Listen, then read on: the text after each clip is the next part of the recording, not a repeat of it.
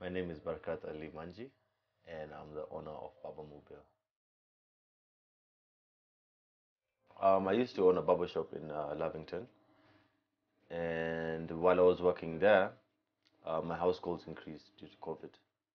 So I found myself doing a lot of house calls, and that's when I saw this idea with a friend of mine. Just randomly, we were chilling, watching videos on YouTube. Came across one mobile barber shop in the UK, and it was that moment where you look at each other and you're like, huh? Should we should we do this? And it was just immediately after that we just started working on it. I mean, it was well, when you have it in your head, it looks easy. Yeah, if this guy can do it, even me I can do it.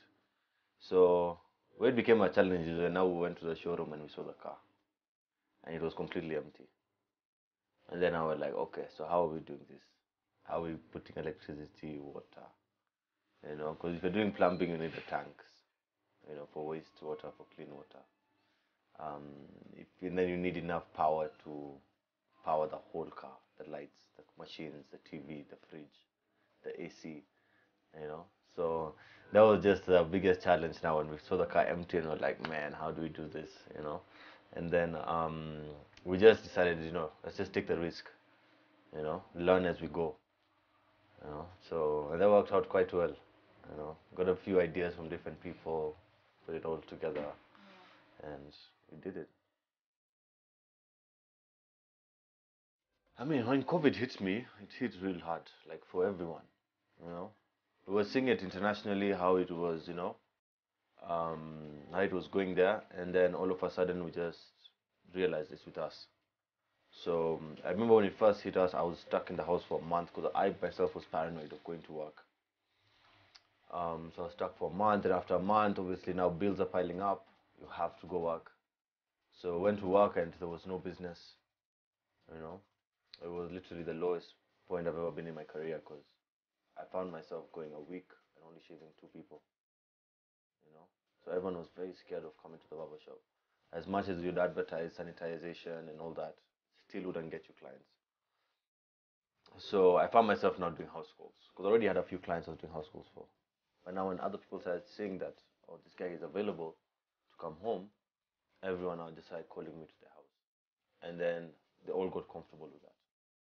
So now even after COVID became a bit chilled out, and people now go back to work. There are people who still wanted me to go to their house. They didn't want to come to the shop anymore. So I'll tell you this, man. Um, it was very hard doing back and forth because I have a shop and I'm doing house calls.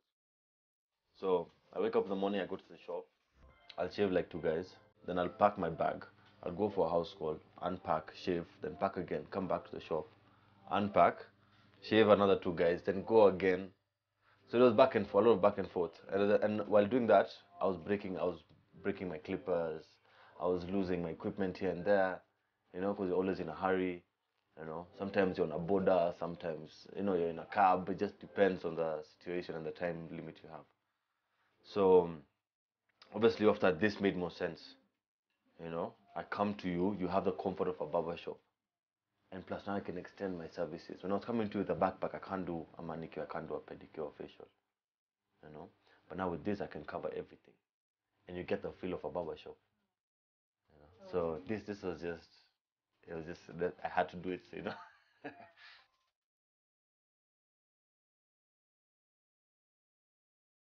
Well, that's when it comes to challenges. Obviously, I face the same challenges as any other business.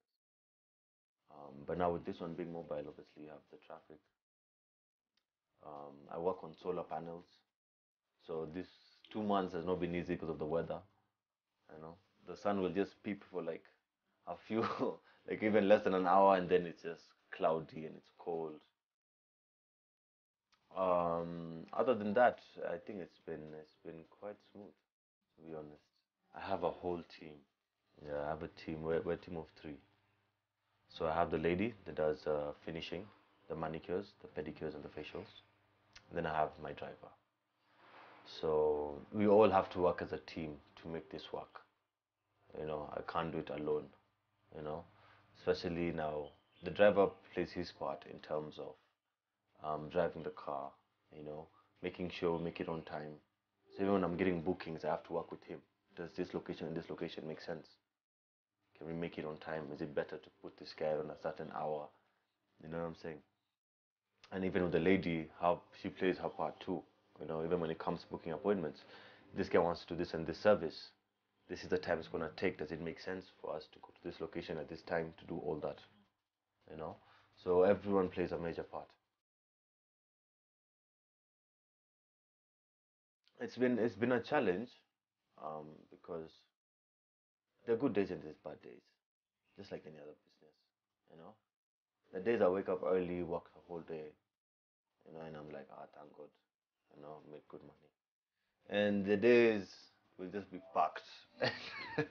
We don't know where to go, and it's pressure because now the driver is looking at me, the lady is looking at me, and they're like, boss, we're not moving, you know. So I'm grateful that I've been able to, fix the problems that have been coming because it's one thing when you fix the car, and it's one thing when the car is moving now. Things are shaking.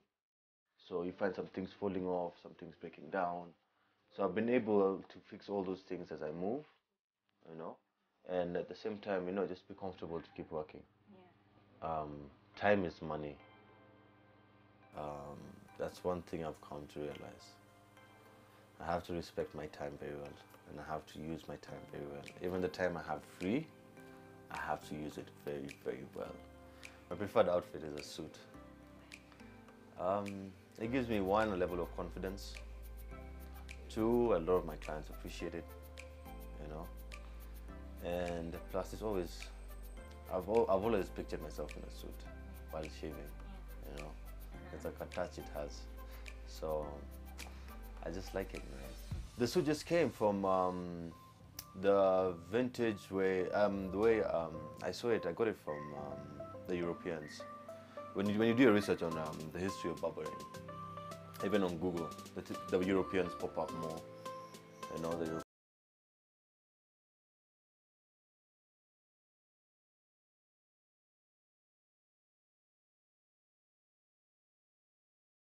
now, a lot of barbers just want to cut hair, So that's where it came from. I used to see them, with the overall, with the suspenders and a tie, and a hat.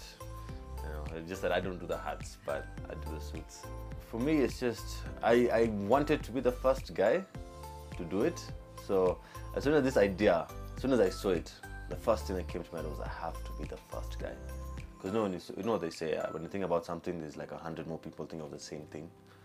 So I knew there were already people who had already seen this thing. It was just, can I be the first one in the country to do it?